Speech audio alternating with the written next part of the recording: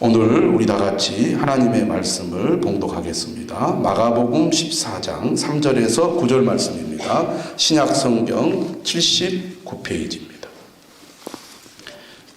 제가 봉독해 드리겠습니다. 마가복음 14장 3절에서 9절 말씀이죠.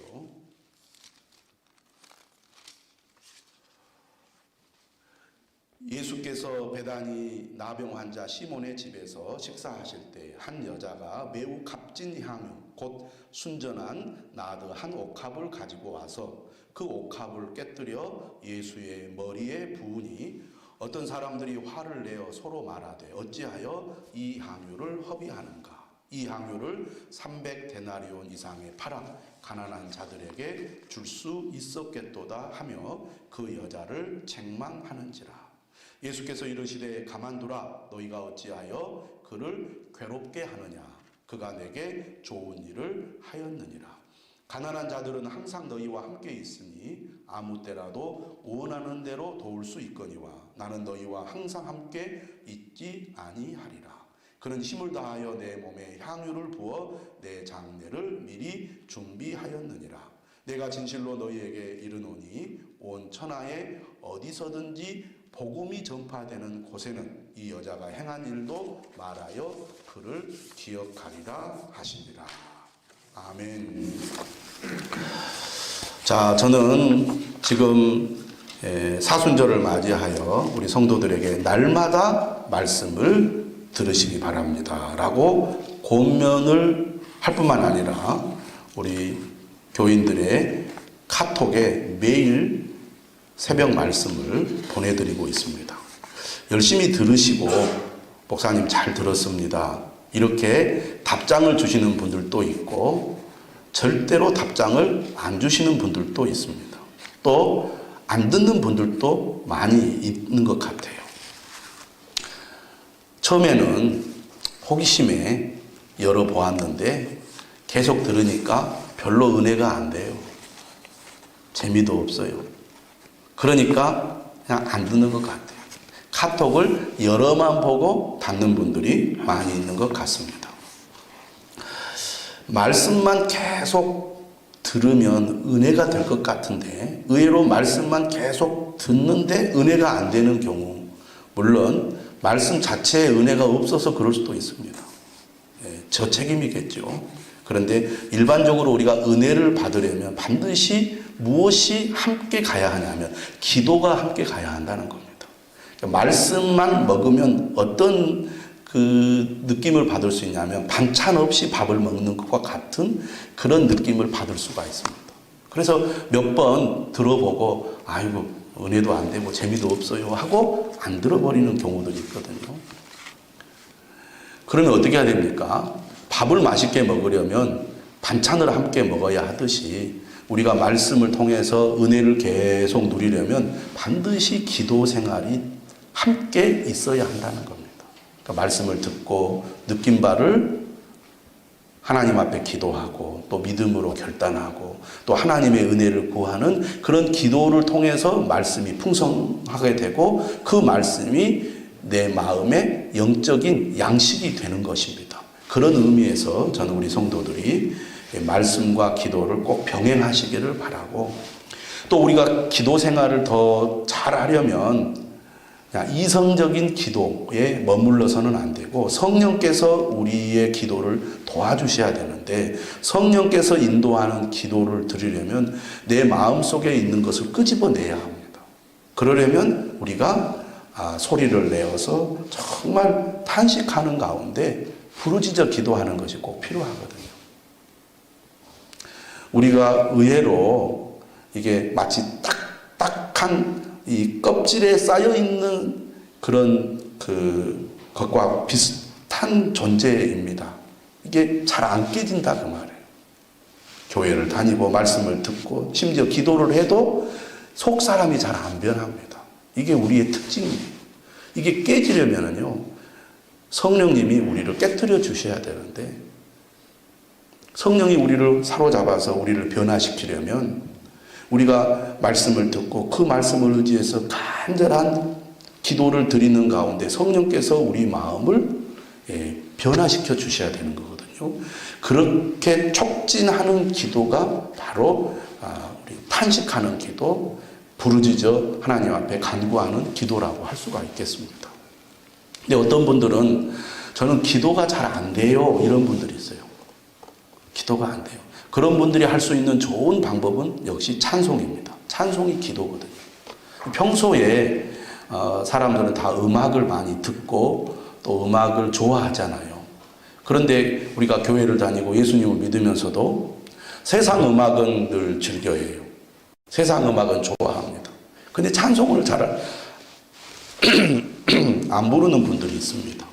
근데 찬송을 많이 듣고 또 부르다 보면은 은혜가 되고 또 믿음이 생겨나고 또 성령이 우리의 마음을 감동시키시거든요.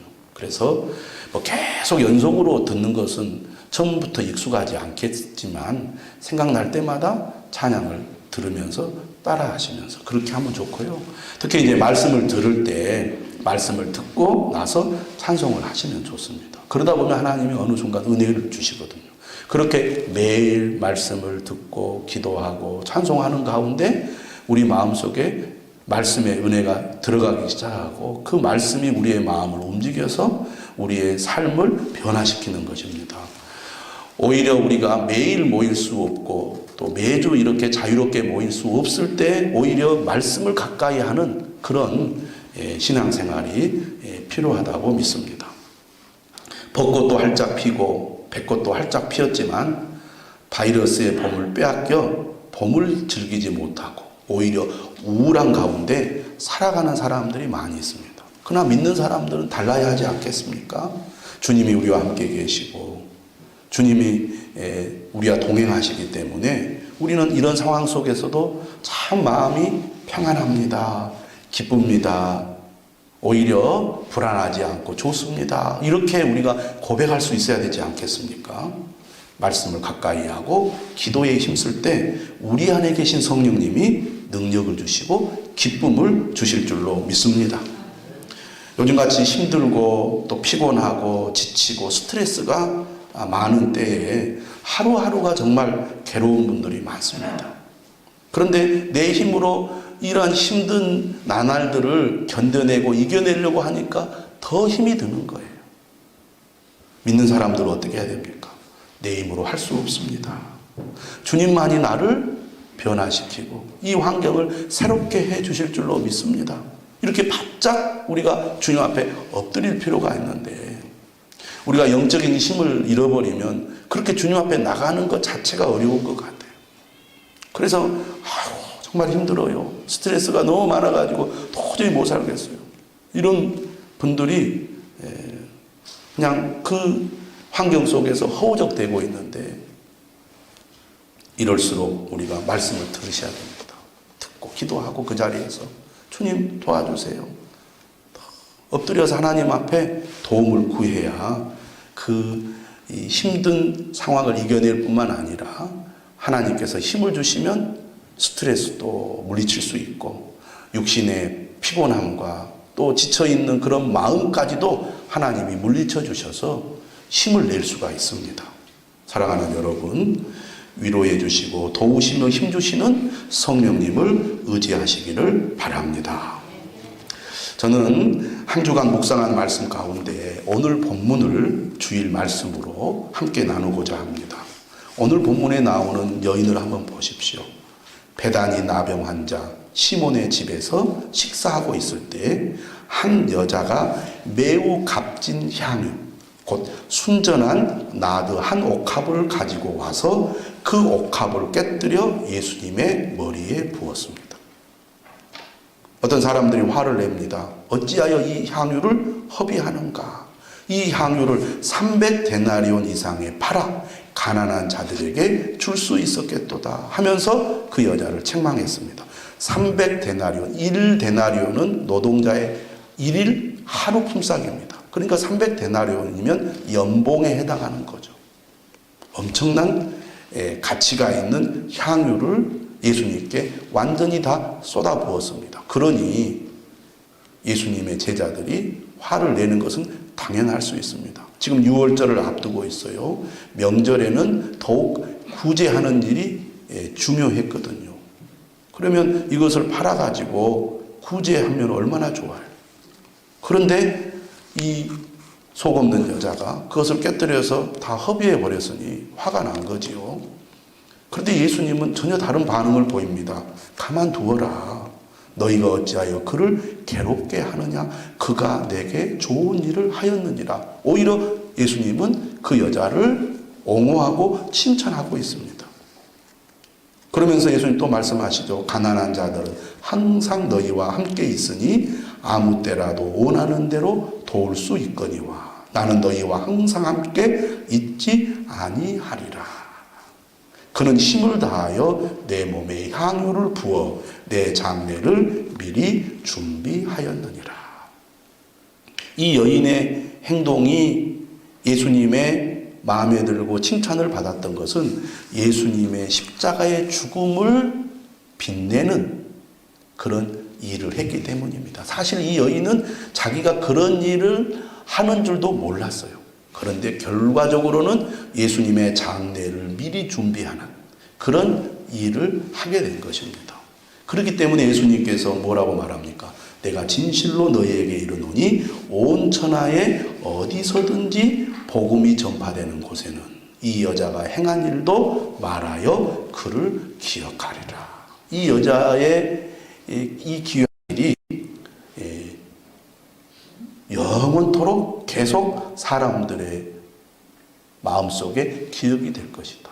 얼마나 큰 복을 받았습니까? 이 여인은 오직 주님만을 바라본 여인입니다. 사람들의 따가운 눈총과 비난은 아랑곳하지 않았습니다. 우리가 신앙생활하면서 주변 사람들의 비난과 따가운 눈총을 받으며 움츠러듭니다. 그런데요, 이 여인은 오직 주님만 바라보았다는 겁니다. 주님이 함께 계시고 주님이 자신을 사랑하신다는 것을 믿었기 때문에 사람들의 비난 속에서도 그녀는 오히려 행복했다는 것이죠. 예수님은 지금 죽음을 앞두고 예루살렘에 입성하셨습니다. 그리고 그곳에서 종교 지도자들과 여러 차례 논쟁을 벌이셨죠. 저녁이 되면 예루살렘 성 밖으로 나와서 잠을 주무시고 다시 아침이 되면 예루살렘으로 들어가셨습니다. 예수님께서 머무시는 곳은 베단이라는 동네입니다. 이곳은 예루살렘에서 3-4km 정도 떨어진 곳으로 예수님께서 예루살렘을 방문하실 때마다 자주 머무시는 지역이었습니다. 이유가 있었죠. 예수님께서 제자들을 전도 여행을 보낼 때 제자들을 배척하면 발을 털어버리고 나오라 그랬거든요. 그리고 제자들을 환영하고 받아주면 그 집에 계속 머무르라고 예수님 말씀하셨습니다. 그러니까 예수님은 어느 곳에 머무르시느냐, 자신을 환영하고 좋아하는 그 집에, 그 사람에게 머무시는 분이시죠. 우리가 싫어하면 주님도 우리 가까이 계시지 않으려고 하신다는 거죠. 이 베단이라는 지역은 정말 특별한 지역입니다. 크지 않는 동네인데 이 지역에 주님의 은혜를 받은 사람, 주님의 특별한 사람들이 많이 있었습니다. 우리가 잘 아는 마리아와 마르다, 그리고 나사로는 형제 자매가 아니죠. 이 마르다와 마리아, 그의 오라버니 나사로가 사는 지역이 베단이죠. 예수님을 통해서 나사로는 병들어 죽었다가 나흘 만에 살아나는 기적을 경험했습니다. 오늘 우리가 읽은 이 본문의 사건의 장소는 나병 환자 시몬의 집입니다. 나병 환자 시몬이라고 그렇게 소개를 하는 것을 볼 때 이 나병 환자 시몬도 주님의 은혜를 경험한 사람이죠. 왜냐하면 나병 환자와 함께 식사를 할 수 없잖아요. 나병 환자 시몬이라는 것은 이 사람이 과거에 나병 환자였는데 예수님으로 말미암아 그 병을 고쳤던 것 같습니다. 이 시몬이라는 사람은 주님께 받은 은혜가 컸기 때문에 예수님과 제자들을 위해서 기쁨으로 정성껏 대접을 했습니다. 아마 마르다와 마리아가 예수님을 극진히 대접한 것을 들었을 거예요. 야, 정말 저 나사로 집을 보니까 예수님을 저렇게 기쁨으로 정성껏 대접하니까 주님이 그렇게 사랑하시는구나. 우리도 그렇게 해야 되겠다. 예수님은 저렇게 믿는 거야. 예수님은 저렇게 섬기는 거야. 그래서 아마 나병 환자 시몬도 예수님을 대접하는 거죠. 그가 대접하는 것이 이제 죽음을 앞두고 마지막 대접이 되는 거잖아요. 그것도 모르는 상태에서 시몬은 예수님과 제자들을 정성껏 대접했을 것입니다.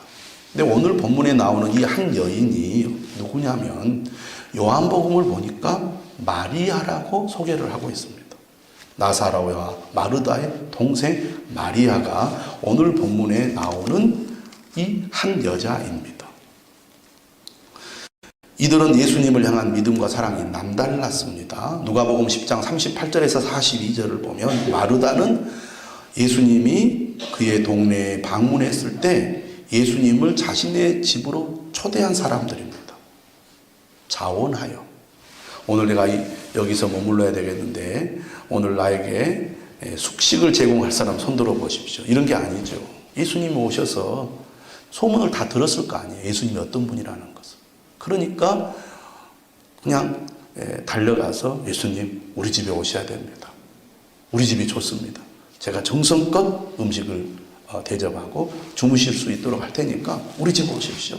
그렇게 적극적으로 아마 예수님께 요청을 했을 거예요. 그러니까 이 마르다의 요청을 받으시고 예수님은 마르다의 집에 들어가서 음식을 먹는데 그의 동생 마리아는 예수님의 발치에 앉아서 예수님의 말씀을 열심히 들었습니다. 언니는 음식을 준비하고 동생은 말씀을 열심히 들은 거죠. 그것 때문에 마르다가 예수님께 불평을 터뜨렸습니다. 하지만 결과적으로 마르다는 예수님을 자발적으로 자원하여 초대를 했고 정성을 다해서 예수님을 대접했어요. 아마 그것이 계기가 되어서 예수님과 특별한 관계를 맺었던 것 같습니다. 요한복음에 보면 그의 오라버니가 병들었을 때 예수님께 사람을 보내죠. 주여 보시옵소서 사랑하시는 자가 병들었나이다. 사랑하시는 자가 병들었나이다. 이처럼 주님의 사랑을 받았던 가정이 마리아의 가정이었습니다. 마리아는 이런 경험을 통해서 주님이 어떤 분이신지를 알고 경험한 여인이죠. 주의 말씀을 들으면서 그의 안에 믿음이 들어가기 시작했습니다.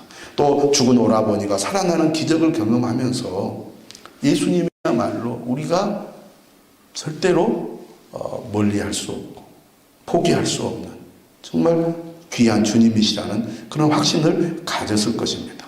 그런 마음을 가지고 이 여인은 자신이 간직하고 있었던 가장 값지고 소중한 나드 향유를 예수님을 위해 사용하려고 결심을 한 것이죠.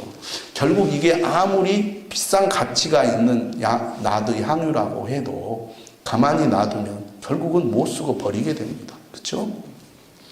우리가 가지고 있는 아무리 소중한 것도 사용 안 하면 버리게 되든지 결국은 우리가 그것을 사용하지 못한 채 세상을 떠나게 되죠.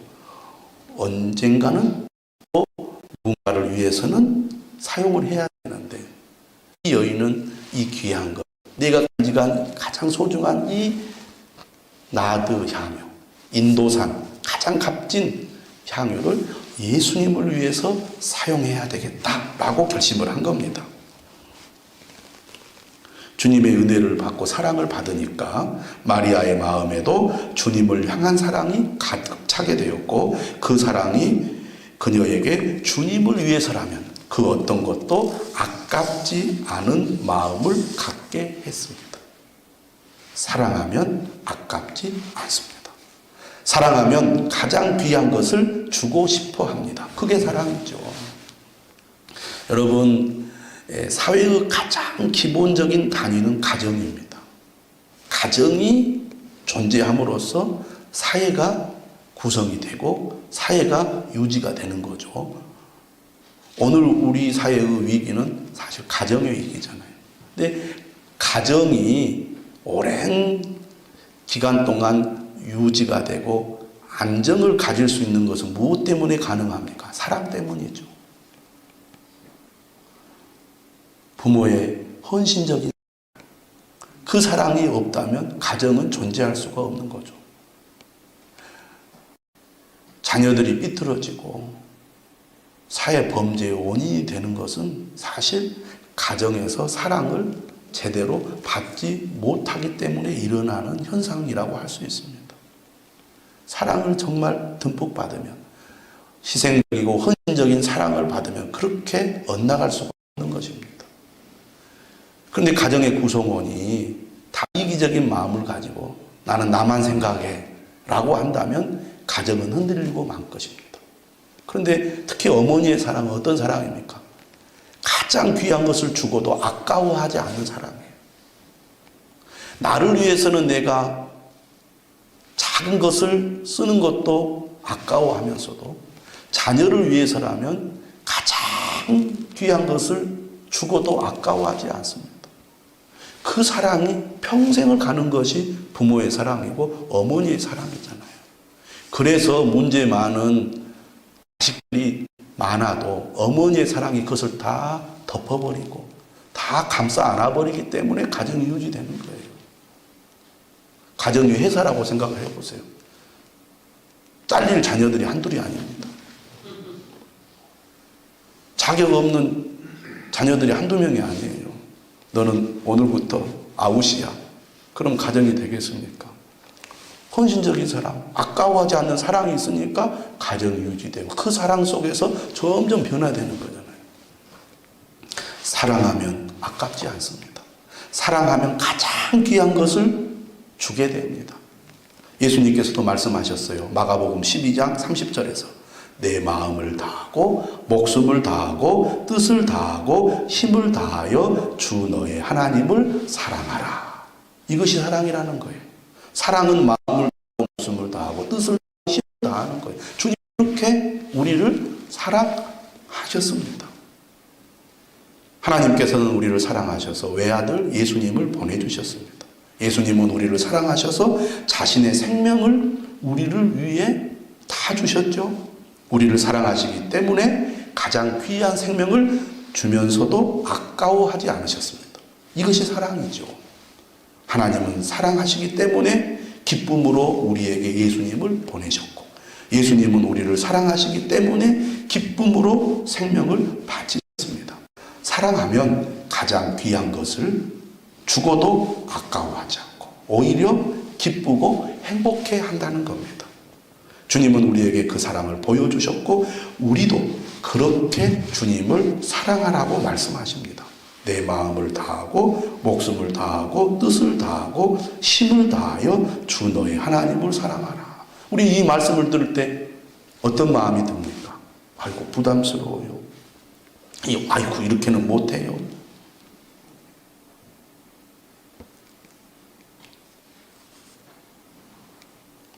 진짜 하나님의 사랑을 받은 사람이라면, 그 사랑의 크기가 얼마나 큰지 아는 사람이라면, 하나님이 주신 그 구원의 은혜가 무엇이라는 것을 아는 사람은 마음을 다하고 목숨을 다하고 뜻을 다하고 힘을 다하여 사랑할 수 있게 된다는 것입니다.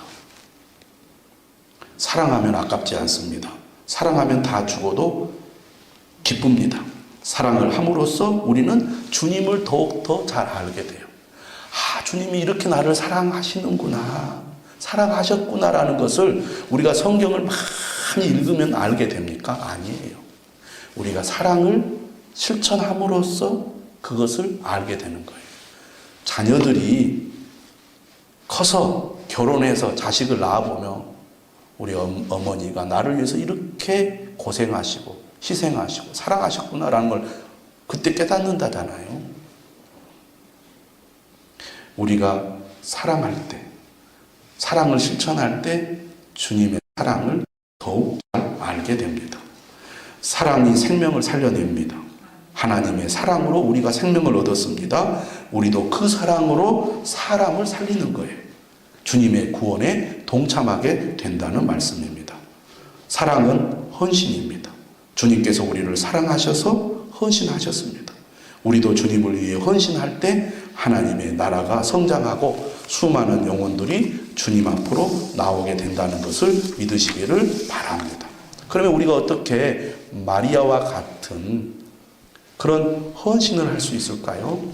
무엇보다도 주님의 은혜와 사랑을 받아야 합니다. 우리가 사랑을 못하는 이유가 어디에 있어요? 사랑을 경험하지 못하기 때문에 그렇습니다. 그러면 주님의 은혜와 사랑을 받으려면 어떻게 해야 됩니까? 마르다와 마리아의 가정처럼 주님을 자원하여 모셔드려야 합니다. 가만히 있으면 은혜 받기가 어렵습니다. 말씀을 들으려고 애를 쓰고 예배당에 나가기를 애를 써야지. 우리가 지금 신종 코로나 바이러스로 사회적 거리를 두라고 계속 요청을 할 때 할렐루야, 그렇지 않아도 예배당에 가는 것이 싫었는데 정말 이때가 좋은 때다, 이렇게 생각한다면 문제가 있어요. 예배당에 갈 수 없는 이 현실을 안타까워하면서 눈물을 흘려야 되지 않겠습니까? 주님, 내가 주님의 전에 가고 싶습니다. 그런데 이렇게 갈 수 없는 현실이 너무 안타깝습니다. 왜냐하면 지금 미국이나 유럽 같은 데 보면은 외출 자체를 못하게 하고 아프리카는 막 총을 쏘잖아요. 벌금을 내리고 때리고. 그러면 내가 가고 싶어도 갈 수가 없습니다. 이렇게 이제 안타까워해야 되는데 우리는 사실은 사회적 거리 두기를 강조하지만 강제적으로 해야 됩니다. 어떻게 하면 주님의 말씀을 들으려고 해야 돼요. 이때가 사실은 우리의 믿음을 시험할 때예요. 테스트할 때. 나는 정말 얼마나 주님을 진실로 믿고 있는가, 주님의 은혜를 얼마나 사모하고 있는가. 내가 이렇게 자원하여 주님을 모셔드리고 자원하여 주님을 섬기고 주님과 교제하려는 그런 노력이 없이 아유 저는 교회를 다녀도 은혜가 안 되고 믿음도 안 자라고 그러네요. 그래요. 이렇게 말하는 분들이 많아요. 마르다와 마리아의 가정이 어떻게 주님의 은혜와 사랑을 받았습니까? 그렇게 자발적으로 적극적으로 주님 앞에 나가서 주님과 교제하는 가운데 그들의 믿음이 자라게 된 것이고, 그들이 그렇게 자원하여 주님을 섬기는 가운데 주님이 또 은혜를 내려주신 거예요. 그런 과정을 통해서 믿음이 세워지는 거지. 가만히 있으면 시간이 지나면 믿음이 생깁니까? 5년, 10년, 20년을 믿어도 믿음이 안 생겨요.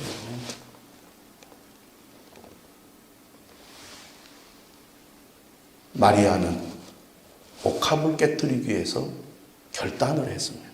그러니까 우리가 신앙이 고속 성장을 하려면요, 반드시 옥합을 깨뜨리는 결단을 해야 합니다. 그런 결단이 없으니까 수십 년을 믿어도 믿음이 항상 어린아이의 상태에 있는 거예요. 마리아는 예수님께서 시켜서 한 것이 아닙니다. 진짜 믿음은 자원해서 하는 거예요. 자, 여러분, 내가 곧 죽게 되었는데 여러분들 향유 옥합 귀한 것 있으신 분들은 가져오셔서 저에게 부어주시기 바랍니다. 예수님이 그렇게 요청하지 않았어요. 마리아가 은혜를 받고 주님의 사랑에 정말 푹 잠겨 있다 보니까 내가 가지고 있는 가장 귀한 것 생각이 났을 거예요. 그래, 내가 예수님께 이걸 드리자. 그리고 마음에 결단을 했을 것입니다. 신앙은요, 이 결단이 꼭 필요합니다. 항상 망설이고 항상 주저하면요, 아무런 변화가 없어요. 때로는 예수님께서 결단을 요청할 때도 있습니다. 너무 답답하면. 부자 청년은 예수님의 요청을 받았습니다. 결단하라는 거죠. 너의 재산을 다 팔아 가난한 자들에게 주고 나를 따르라. 그렇게 하셨을 때 이 부자 청년은 결단을 못했어요. 강요에 의한, 그렇게 표현하면 되겠습니다. 상대방의 요청에 의한 결단은 한계가 있는 것 같아요. 결단은요, 자발적이어야 됩니다. 그게 확실해요. 저는 여러분들이 하나님의 은혜를 받으면 자발적으로 결단하는 그런 믿음을 갖기를 원합니다. 삭개오가 대표적인 사람이죠. 예수님께서 삭개오를 만나주셨잖아요. 내가 오늘 너희 집에 가야 되겠다. 예수님을 모시고 집에 갑니다. 사람들이 다 외면했을 때 예수님이 그를 받아주셨잖아요. 그가 자원하여 예수님께 이렇게 하겠다고 내 재산의 절반을 가난한 자들에게 주겠으며 내가 남에게 혹시 불의한 방법으로 뺏은 것이 있다면 4배나 갚겠습니다. 자원하여 결단을 했다. 우리가 옥합을 깨뜨리려면 결단을 해야 됩니다. 결단을 했을 때 주님이 기뻐하시죠. 그의 이 옥합을 깨뜨리는 결단은 주님의 칭찬을 받았을 뿐만 아니라 영원한 영광을 얻게 되었습니다. 제가 이제 지난주 중에 친구 목사님하고 대화를 하는데 자기들도 지금 한 달 이상 예배를 드리지 못한 거예요. 그러니까 여러 가지 애로사항이 많이 있지 않겠습니까? 근데 어떤 교인이 찾아와서 목사님께 얘기하더라는 거예요. 목사님, 우리가 예배를 드리지 못해서 교회 재정이 많이 어렵지요. 제가 하나님 앞에 헌금을 드리려고 가지고 왔습니다. 이 헌금 무명으로 하겠습니다. 다른 분들에게 알리지 말고 무명으로 이 헌금을 받아주십시오 하고 헌금을 하고 갔다는 거예요. 열어보니까 1,000만 원인 거예요. 믿음이란 이런 결단이 필요합니다. 주님을 사랑할 때 헌신하게 되는데 헌신하는 과정에서 결단이 필요한 거죠. 성도들 가운데 그렇게 결단하고 헌신하는 분들이 있기 때문에 교회가 이루어지고 유지가 되죠. 어떤 분들은 아이고 나는 정말 가진 것도 없고 가난한데 어떡합니까? 우리가 지난 화요일 말씀 요한복음 12장 41절 이하의 말씀을 보면은요, 예수님께서 작은 자의 헌신이 더 귀하다고 말씀하셨어요.